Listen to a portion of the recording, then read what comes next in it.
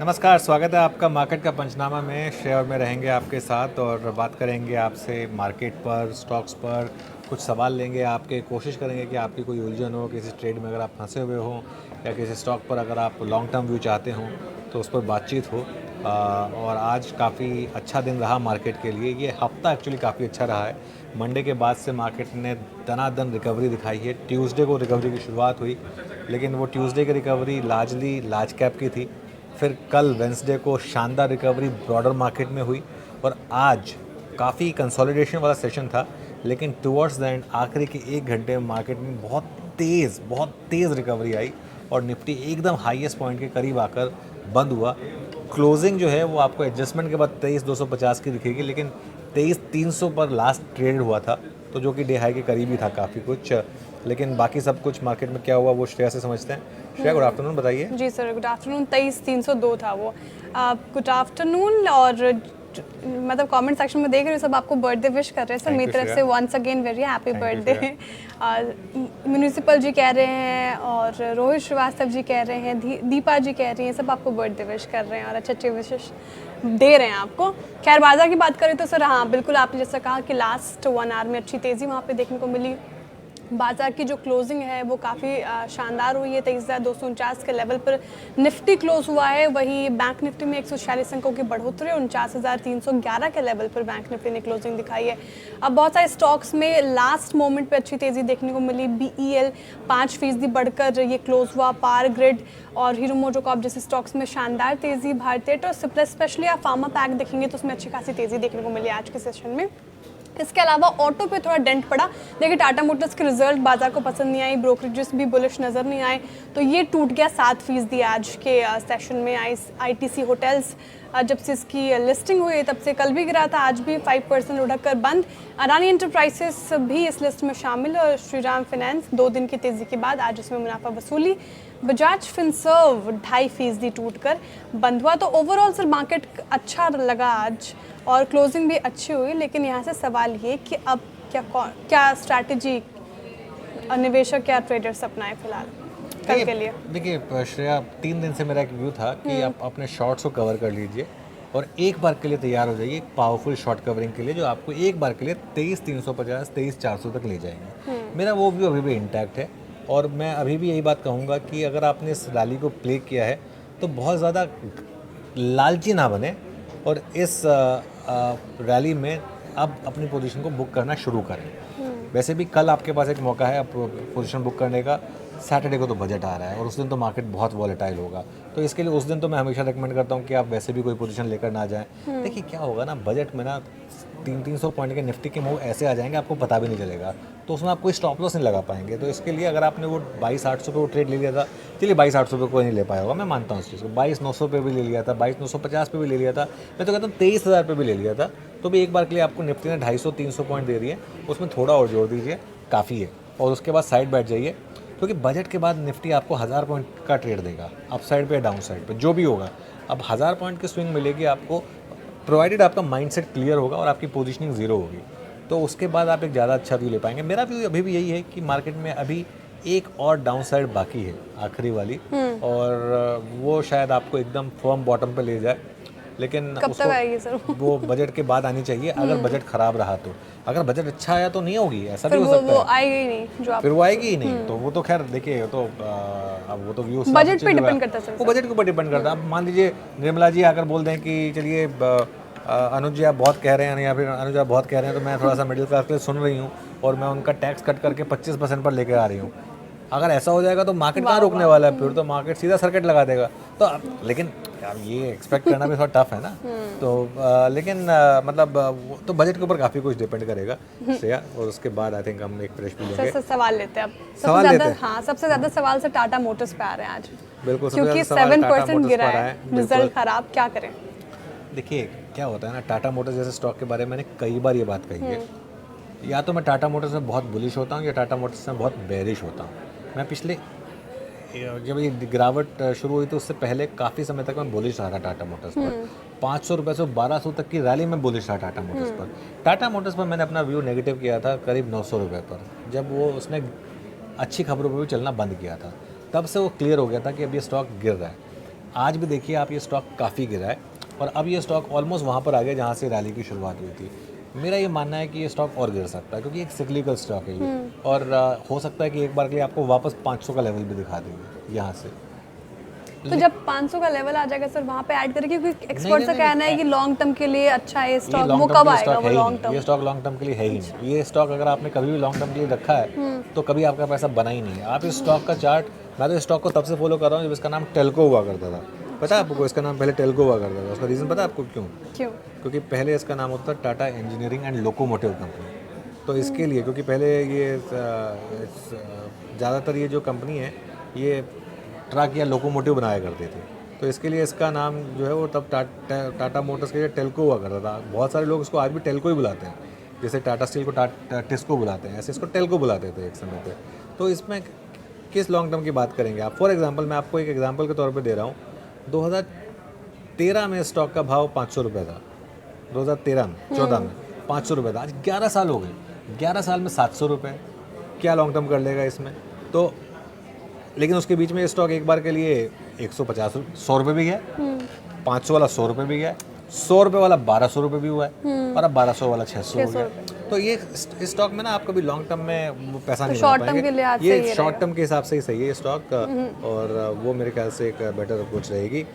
Anuj sir, please grow your beard else market will completely clean, also you look good in beard. अच्छा अभिनव जी, देखिए ऐसा है कि ये मुझे बहुत लोगों ने रिक्वेस्ट की थी कि क्लीन शेव हो जाएगी, मार्केट इंप्रूव हो जाएगी, और फ्रैंकली स्पीकिंग जब से मैंने क्लीन शेव की है मार्केट सुधरा तो है ना। तो इसके लिए थोड़ा सा larger interest of the viewers, अभी के लिए हम क्लीन शेव रहेंगे। बाद में देखते हैं, अगर ज़रूरत पड़ी या मन किया तो फिर बाद में दोबारा करेंगे, लेकिन अभी के लिए तो क्लीन शेवन लुक से ही आपको काम चलाना पड़ेगा। सर रक्षा पाटिल जी कह रही हैं, पाटिल जी इनफैक्ट, कि पहले तो आपको विश कर रहे हैं अनुज सर को जन्मदिन की शुभकामनाएं, थैंक यू। और फिर ये कह रही हैं कि सर आप कहते हैं कि मार्केट का सेंटिमेंट खराब है। बस पूछना था कि कौन लोग हैं जिनका सेंटिमेंट इतना खराब है जिनकी वजह से मेरा पोर्टफोलियो 30% डाउन है। सर एफआईज तो नहीं है जिनकी तरफ से बिकवाली हावे? एफआईज का सेंटिमेंट पहले से खराब था।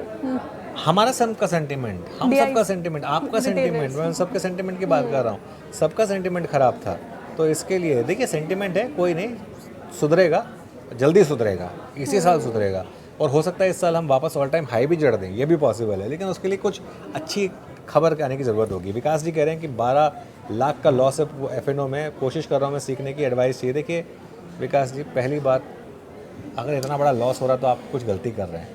स्टॉप लॉस फॉलो करिए, एफएनओ को थोड़ा कम करिए, थोड़ा डिलीवरी पर फोकस करिए, थोड़ा कैश मार्केट पर फोकस करिए, और थोड़ा एक स्टॉप लॉस की रिस्पेक्ट करिए। और एक चीज़, अपनी पोजीशन साइजिंग देखिए, कहीं आप बहुत ज़्यादा पोजीशन साइजिंग तो नहीं ले रहे हैं, जितना आपके अंदर एपेटाइट नहीं है, कहीं उससे ज़्यादा पोजीशन साइज तो नहीं ले रहे हैं, कई बार उससे भी बहुत ज़्यादा इम्पैक्ट आ जाता है। Happy birthday sir, view on trend. देखिए ट्रेंड पर मेरा व्यू ये रहेगा कि तैयार रहें, कभी भी इसमें बॉटम बन सकता है, लेकिन कुछ तो है इसमें जो मार्केट को बॉदर कर रहा है, वरना इस तरीके से स्टॉक नहीं करेगा। 8000 वाला स्टॉक 5500 आ गया। अब कई लोग कह रहे हैं कि इसमें कुछ म्यूचुअल फंड्स की बहुत ज़्यादा होल्डिंग है, उसकी वजह से इम्पैक्ट आ रहा है। अब मैं उस सब में जाना नहीं चाहता, वो हेयर से है, लेकिन अगर इसके नंबर्स इस बार अच्छे आए तो मुझे लग रहा है कि शायद लोअर लेवल से थोड़ी बाइंग आएगी। 10 में से 9 लोग सर लॉस करते हैं एफएनओ में, बिल्कुल। ये रिपोर्ट निकाली थी सभी ने। अब कुछ और सवाल लेते हैं। वैसे दीपा जी के जो स्टॉक्स हैं सब ग्रैंडफादर ने ले रखे हैं, ये फिर से यस बैंक में पूछ रही हैं। यस बैंक में पूछ रही हैं। नहीं, निकल जाइए दीपा जी, आपके दादाजी के पास इतने अच्छे अच्छे शेयर पड़े हुए हैं, तो ये थोड़ा सा पुराना, जिसे कहते हैं पुराना पाप पड़ा है, तो उसको धो दीजिए, क्या फ़र्क पड़ता है। वैसे कुंभ का टाइम चल रहा है, तो इसको हटा दीजिए, इसको हटा दीजिए, और क्या। देखिए वो प्राइस नहीं आने वाला, वो 300 वाला प्राइस नहीं आने वाला, भूल जाइए। 50-60 आ जाए गनीमत होगी, इक्विटी इतनी बड़ी हो गई है इसकी, तो इसके लिए अब निकल जाइए इसमें से। वेकेशन टाइटन्स पूछ रहे हैं हमसे, पहले तो विश कर रहे हैं आपको, फिर कह रहे हैं कि can we say we can see an upswing from here, और view on Zomato and Swiggy. So Zomato and Swiggy तो आपने कल भी दिया था, परसों भी व्यू दिया था कि अभी सही लग रहे हैं आपको, लगा देना चाहिए। व्यू इंटैक्ट है? व्यू इंटैक्ट है। मेरा ये मानना है कि अब आप 300 पे जोमेटो बहुत महंगा हो गया था, 600 पे स्विगी बहुत महंगा हो गया था, अब स्विगी ऑलमोस्ट अपने इशू प्राइस पर आ गया है। जोमेटो में 180 से 200 के बीच में बहुत अच्छा प्राइस जोन है बाय करने के लिए, ये मेरा व्यू रहेगा। देखिए श्रेया, एक लीप ऑफ फेथ तो आपको लेना पड़ेगा। अगर आपको एक स्पेस पसंद आ रही है और अगर आपको लग रहा है कि ये स्पेस आगे जाके लीडर बनने वाली है तो उसमें करेक्शन में कहीं ना कहीं तो आपको बाय करना पड़ेगा। तो ये मेरा व्यू रहेगा कि बिल्कुल इन लेवल्स पर थोड़ा सा बाइट करें, थोड़ा सा बाइट करें, एकदम पूरा कूद कर ना लें, लेकिन थोड़ा सा कूद कर। अच्छा सर, बजाज एक- फिनसर्व sorry, हाँ एक- जी बिल्कुल सर, लीजिए सवाल। हाँ पूछिए। सर बजाज फिनसर्व लूजर्स में था, तो रविंद्र काली जी पूछ रहे हैं कि बजाज फिनसर्व के अच्छे रिजल्ट थे, फिर क्या हुआ है इसको, एंड फेब्रुअरी सीरीज में कैसे बहुत देख चल रहे गया हैं था आप स्टॉक? बजाज फिनसर्व, बहुत चल गया था, इसके लिए थोड़ा सा गिर गया। और थोड़ा सा बजाज फिनसर्व बजट से पहले थोड़ा इंश्योरेंस स्टॉक्स में थोड़ा सा मार्केट को थोड़ा रिस्क लग रहा है, इस वजह से। उसके उलट बजाज फाइनेंस ज़्यादा स्ट्रॉन्ग स्टॉक रहा है, इस वजह से। अच्छा, बहुत लोग सवाल पूछे, में से एक ने सवाल पूछा मेरा बर्थ ईयर क्या था, 1980। देखिए आप सिंपल भाषा में पूछिए, मैं 45 साल का हो गया हूँ, अगर आप ये पूछना चाह रहे थे तो। ठीक है सर, अडानी पोर्ट्स इस पे सवाल है अंकित जी का। अडानी इंटरप्राइजेस में तो आज भारी गिरावट देखने को मिली, अडानी पोर्ट्स भी शायद गिरकर ही हाँ, क्लोज दोनों गिरकर बंद हुए थे। हाँ, तो क्या करना चाहिए? 840 की खरीद इनकी ऐड करना चाहिए स्टेज पे, या फिर अभी फिलहाल अवॉइड है? पोर्ट्स को ऐड कर सकते हैं आप, एंटरप्राइजेस अवॉइड है। अदानी ग्रुप पर अगर कोई एक स्टॉक है जिस पर मैं पॉजिटिव हूँ तो वो अदानी पोर्ट्स है।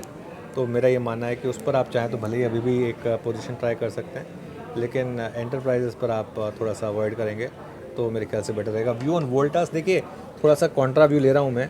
मेरा मानना ये है कि वोल्टास अब उस प्राइस पर आ गया है जहाँ पर अगर आप एक इन्वेस्टर हैं तो थोड़ा सा लेने की कोशिश करें, थोड़ी हिम्मत दिखाएं। आज 14% स्टॉक गिरा है खराब नंबर्स के बाद, लेकिन टाटा ग्रुप की कंपनी है, एसी बिजनेस में है, एसी बिजनेस में सबसे स्ट्रॉन्ग ब्रांड है, इंफ्रास्ट्रक्चर में है, बहुत स्ट्रॉन्ग ब्रांड है और टाटा का कॉन्फिडेंस है। तो मेरा ये मानना है कि इसमें देखिए ट्रेडिंग साइड पर मत फंसे भले, लेकिन इन्वेस्टर साइड पर मुझे लग रहा है कि थोड़ा थोड़ा इन लेवल से अब हर डिप पर थोड़ा ऐड करने की कोशिश करें। 25% गिर चुका है अपने हाई से ये, तो ये मेरा व्यू रहेगा थोड़ा यहाँ पर। सर सिंडिकेट लिमिटेड का फंडामेंटल बताइए, कभी नहीं, देखा मैंने आपने? कभी नहीं सुना सिंडिकेट वैभव, लिमिटेड। कोई और सवाल है तो आप पूछिए, क्योंकि इन्होंने इतना बड़ा प्लीज लिखा था। नहीं नहीं तो नहीं, मैं दिल सिंडिकेट बैंक होगा, सिंडिकेट लिमिटेड नहीं होगा, सिंडिकेट बैंक तो नहीं है। लिमिटेड लिखा हुआ है हाँ, उन्होंने। तो फिर कोई और स्टॉक होगा तो। ठीक है। हाँ, सर एचयूएल आज शानदार तेजी, डे हाई के आसपास क्लोज हुआ है। ये हैप्पी बर्थडे विश कर रहे हैं मधुरेश झा जी। और इनका जो सवाल है एफएमसीजी पैक से, ये एचयूएल और नेस्ले को रखें या बेच दे? सर एक बात बताइए, एचयूएल और आईटीसी कंपैरिजन समझ में भी आता है, जहाँ एचयूएल और नेस्ले आ गया तो it's HUL obviously. What's your take on that? नहीं नहीं, इसमें ऐसा कोई ज़रूरी नहीं है कि इट्स ऑब्वियस कुछ नहीं होता स्टॉक मार्केट में। बहुत लोगों को नेस्ले पसंद है और नेस्ले के जो प्रोडक्ट्स हैं, चाहे वो मैगी हो, चाहे वो उनका सेरेलैक हो, चाहे और कई प्रोडक्ट्स हैं उनके, उसमें कोई कंपटीशन टिक ही नहीं पाया उनके अगेंस्ट। और उनकी प्राइसिंग पावर देखिए आज की डेट में भी बहुत ज़बरदस्त है। बहुत लोग नेस्ले पे पॉजिटिव हैं। बहुत महंगा स्टॉक है, बस ये दोनों महंगे हैं। बट फ्रैंकली बोलूँ ना, मैं तो कहूँगा दोनों मत लीजिए, क्योंकि ये सब बहुत जाइंट्स हैं, अब इनको मूव करना बहुत टफ है। बेटर क्वालिटी स्टॉक्स क्या ले अवेलेबल फिर है। एफएमसीजी में? मेरे ख्याल से एफएमसीजी लेना ही क्यों है? एफएमसीजी में इतनी हाई वैल्यूएशंस हैं और इतना दिक्कत FMCG है। stocks। अभी मत लीजिए ना, अवॉइड करिए अभी एफएमसीजी कुछ टाइम के लिए। नहीं लेंगे तो क्या हो जाएगा, कुछ घिस नहीं जाएगा। थोड़े टाइम के लिए अवॉइड करिए, कोई टेंशन नहीं है। चलिए अब श्रेया आज थोड़ा जल्दी ख़त्म करें, ठीक है क्योंकि सर, थोड़ा बिल्कुल। बर्थडे भी है तो मेरी फैमिली भी थोड़ा सा एक्सपेक्ट करेगी कि मैं थोड़ा उनके साथ भी टाइम बिल्कुल सर, स्पेंड आप करूँ। अपना जन्मदिन मनाइए और दर्शकों की ओर से जिस तरीके से आपको विशेष आए और हमारी पूरी टीम की तरफ से आपकी जन्मदिन, have a blast birthday sir, enjoy with your family. Thank you। और सभी का बहुत बहुत आभार इस तादाद में हमसे जुड़ने के लिए। सर आपका बहुत शुक्रिया सवालों के जवाब देने के लिए। कल मुलाकात होगी फिर से मार्केट के पंचनामा में, उससे पहले ट्रेडर्स हॉटलाइन, खिलाड़ी नंबर 1, फिर कमाई का अड्डा। धन्यवाद।